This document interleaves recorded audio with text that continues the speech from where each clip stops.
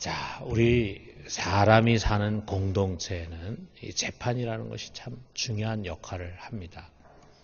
사람이 모여 사는 곳에는 언제나 갈등과 분쟁, 서로 이해가 부딪히는 일들이 생길 수밖에 없죠.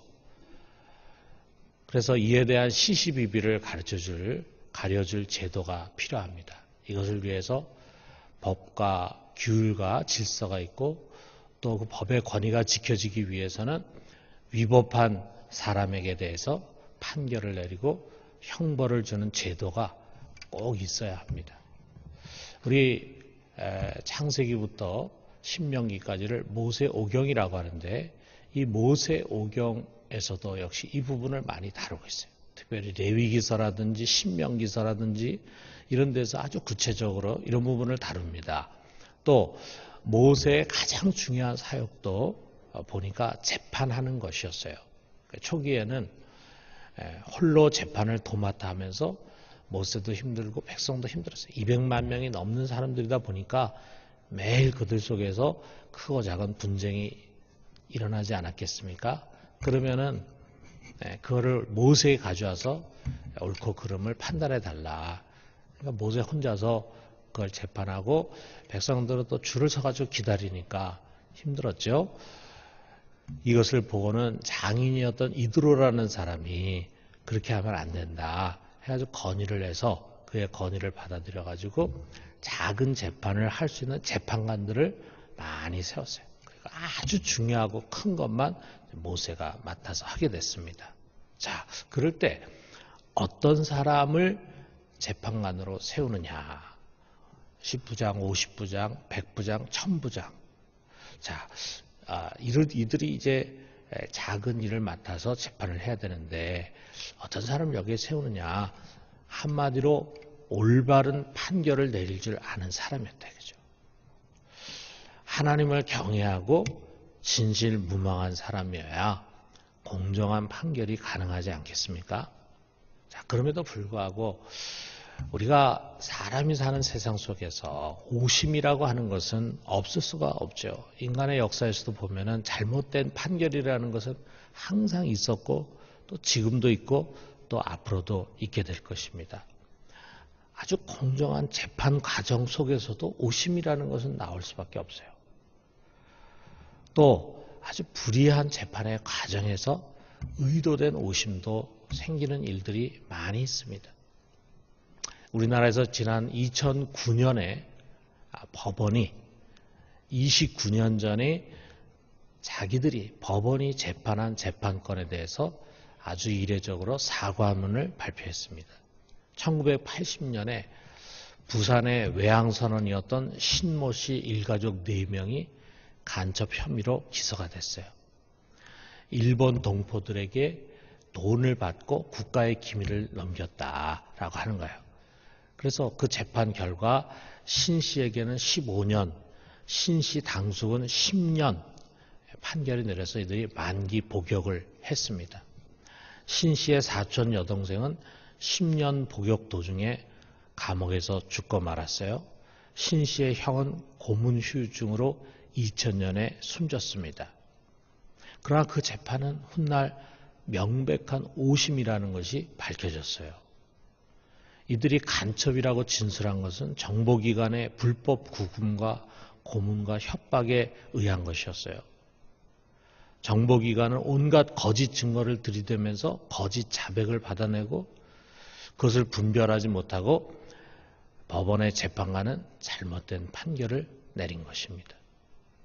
29년 만에 무죄가 입증됐는데 이미 시간은 다 지나갔고 한 가족은 풍지박산이 났어요. 그들이 받은 그 고통을 돌이킬 수는 없는 것이었습니다. 여러분, 이 올바른 재판이라는 것이 얼마나 중요한 것입니까? 그런데 우리가 인류 역사에 있어서 가장 큰 오심이 있었습니다. 그것은 바로 예수 그리스도에 대한 오심입니다. 세상에서 가장 의로우신 분, 가장 죄가 없는 분에게 가장 무거운 형벌이 내려졌어요. 그리고 그 불의한 판결의 주범이 누구냐? 바로 빌라도였습니다. 빌라도는 유대인들이 예수를 죽이려고 하는 것을 보고 그를 자세히 관찰했는데 죄가 없는 자임을 알았어요. 자, 이렇게 생각한 것은 첫째로 수많은 고소에도 불구하고 예수님이 자기 변명이나 자기 방어를 전혀 하지 않는 특이한 모습에서였어요.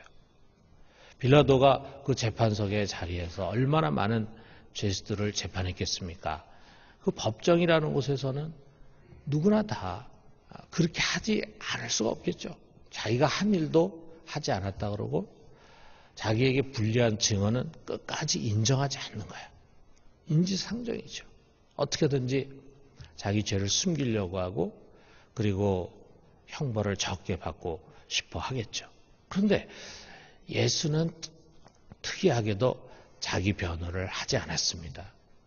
빌라도가 이걸 참 기이하게 여겼어요. 아울러 그의 아내가 사람을 보내가지고 지난밤에 이 의로운 사람 때문에 자기가 애를 많이 썼다 하면서 예수에게 해를 가하지 말 것을 간청했어요. 자, 그러니까 이 재판은 빌라도에게는 아주 불편한 것이었습니다. 그런데 마침 이 예수가 갈릴리 사람이고 그 갈릴리를 다스리고 있는 헤롯이 지금 예루살렘에 와 있다 하는 말을 듣게 됐어요. 그래서 그는 재빨리 예수를 헤롯에게로 보냈습니다. 당신이 좀 판결하라. 그런 얘기죠.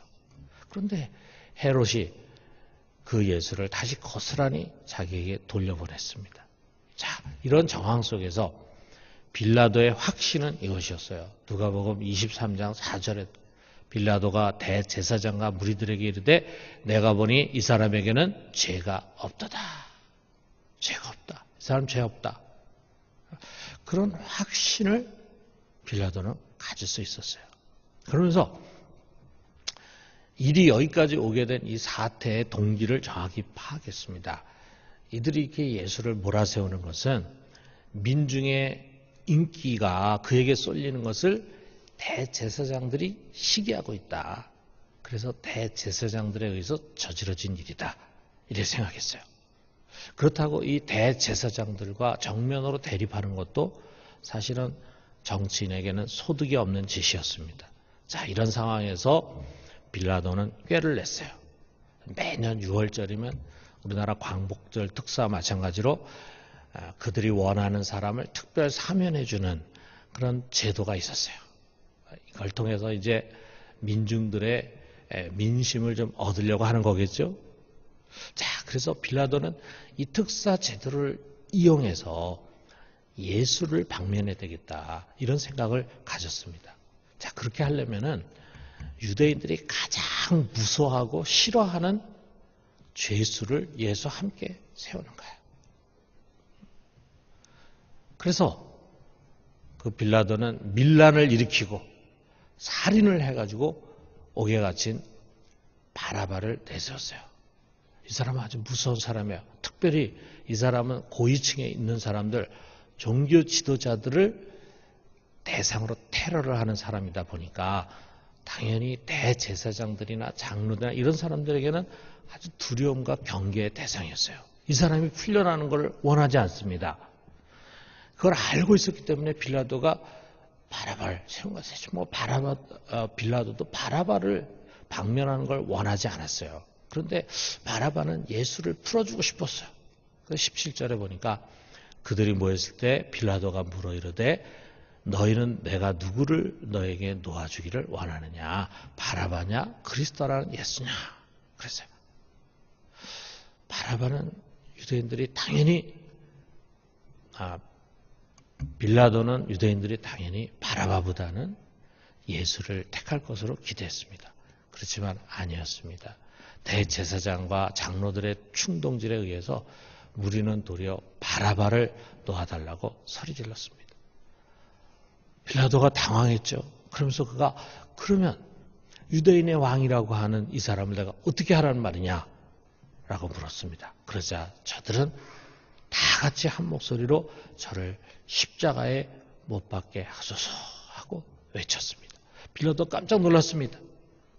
십자가의 형벌이라고 하는 것은 정말 아주 특별한 죄수들에게, 아주 잔혹한 죄수들에게 내리는 가장 참혹한 형벌인데 어찌 그런 것을 요구할 수 있단 말인가. 그럼 다시 말했습니다.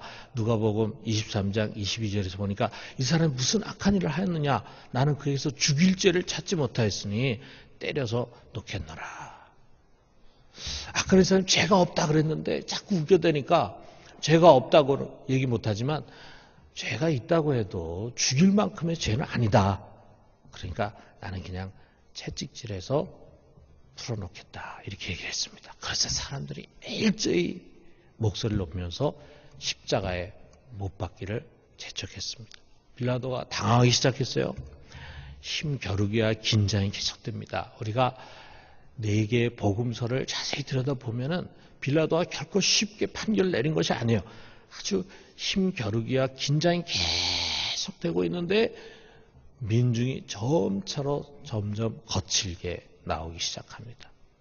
그들 앞에서 자기의 말이 아무 효험이 없고 도리어 밀란이 일어날 조짐을 느꼈어요.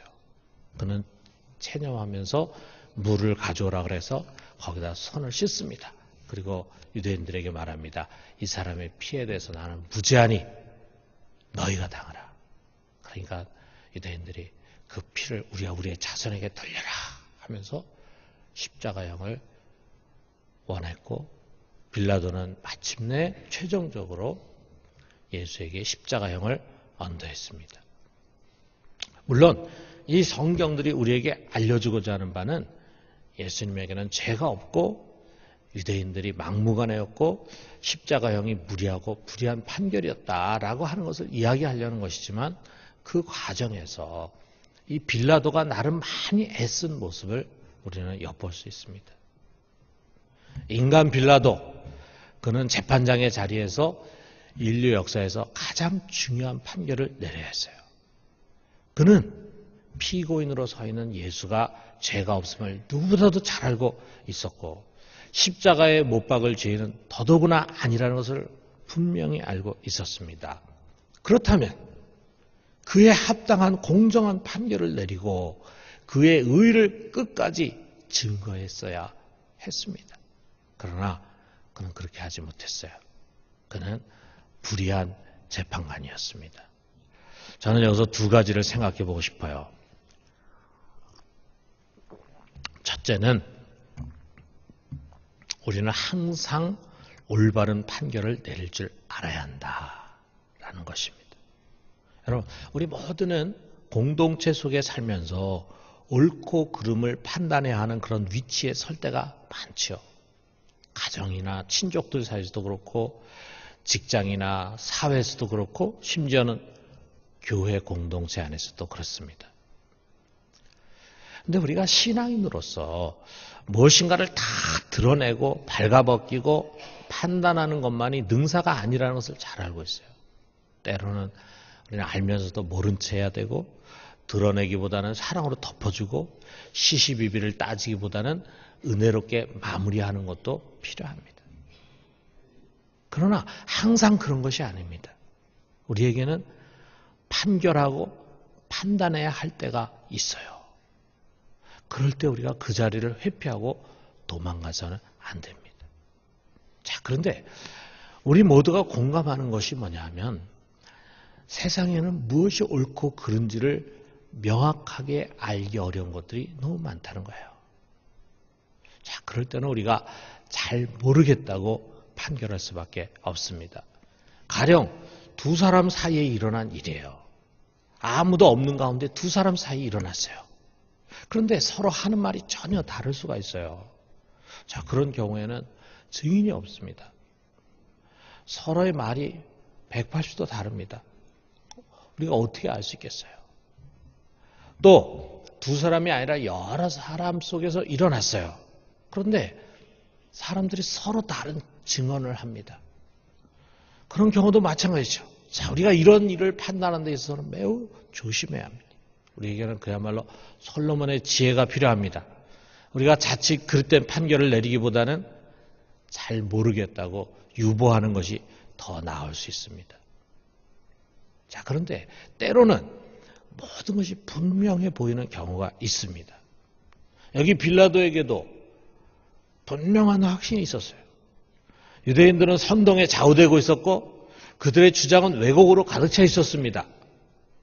예수님은 십자가에 형에 처할 그런 죄인이 결코 아니라고 하는 것을 그는 확신하고 있었어요. 누구보다도 확신하고 있었어요. 여러분, 우리 역시 종종 그런 확신이 드는 일을 만나게 됩니다. 옳고 그름이 명백합니다. 그렇다면 우리는 공정한 판결을 해야 합니다. 힘있고 권력 있는 자라고 해서 두어해서는 안 됩니다. 대중의 압력을 가하고 여론이 좋지 않다고 해서 옳은 것을 정죄하고 불의한 것을 옳다고 해서는 안 됩니다. 나의 편견이나 호불호, 이해관계에 좌우되고 나에게 손실이 온다고 해서 억울한 판결을 내려서는 안 됩니다. 여러분, 우리는 그리스도인으로서 적어도 주변에 있는 사람들에게 저분은 참 공정하신 분이다. 저분의 판단은 신중하면서도 옳다라는 평을 들을 수 있어야 합니다. 쉬운 일은 아니지만 우리 모두가 그런 평을 듣는 사람이 되기를 주님의 이름으로 축원합니다. 두 번째로 국가는 정의로워야 한다는 사실이에요. 자, 빌라도는 황제가 파송한 총독이었어요. 황제에 의해서 위임받은 이 팔레스틴을 통치하는 통치자였어요. 그에게는 죄를 판결하고 형벌을 집행할 권한이 주어졌어요. 특별히 사람을 사형에 처할 권한은 오직 빌라도에게만 주어졌습니다. 그 모든 권세는 궁극적으로 하나님으로부터 온 것입니다. 그 점에서 우리는 빌라도의 역할을 존중해야 합니다. 자, 공의로우신 하나님이 허락했지만 유감스럽게도 그 권세는 타락했습니다. 선과 악을 잘 분별해서 포상과 형벌을 바르게 내려야 함에도 불구하고 어떻게 했습니까? 거꾸로 해버렸습니다. 이로써 공권력은 신의를 잃어버렸어요. 여러분, 이게 세상 국가의 모습입니다. 하나님이 국가에 죄를 막아서 국민을 보호하고 지켜갈 책임을 주었지만 세상 국가들은 대체로 타락해 있습니다. 선한 도구가 아닌 불의한 도구가 되기 쉽습니다. 그렇기 때문에 우리는 국가가 빌라도처럼 되지 않도록 기도해야 합니다. 국가의 통치자가 빌라도와 같은 행위를 하지 않도록 기도해야 합니다. 공공의 목적이 아닌 한 단 한 사람의 국민이라도 억울하게 만드는 일을 해서는 안 됩니다. 국가의 사법기관이 힘이나 여론에 밀려서 구분 판단을 해서도 안 됩니다. 여러분, 국가는 정의로워야 합니다. 그리고 그 국가의 정의라고 하는 것은 올바른 판결에 기초하는 것입니다. 그렇게 되도록 우리가 몸담고 있는 이 세상 국가를 바르게 세워가야 합니다. 자, 우리가 마지막 결론으로 돌아보면요. 여러분, 예수의 죽음에 관해서 우리가 매주일 예배 시간에 외우는 사도신경에 어떤 신앙의 고백이 담겨져 있습니까? 본디오 빌라도에게 고난을 받으사 십자가에 못 박혀 죽으시고. 우리가 사도신경을 통해서 예수의 고난의 원인자가 어디에 있느냐? 본디오 빌라도에게 고난을 받으시고 십자가에 못 박혀 죽으시고. 아마 본디오 빌라도가 사도신경에 이렇게 기록되어 있는 것을 보면은 자기는 억울하다고 항변할지 몰라요. 나는 그래도 예수를 살려고 하는 마음이 있었지만 진짜 예수를 죽인 놈들은 저 유대인들이고 대제사장이고 그리고 바리새인들이다. 이렇게 항변할지 모릅니다. 아닙니다. 본디오 빌라도가 궁극적으로 예수 십자가의 주범입니다. 왜? 그가 최종 판결자였기 때문이에요. 최종 판결자가 된다는 것이 얼마나 무서운 일입니까? 사랑하는 성도 여러분, 우리는 언제 어디서나 항상 깨어서 하나님이 주신 신앙의 양심과 올바른 의를 쫓아 살아갈 수 있게 되기를 주님의 이름으로 축원합니다.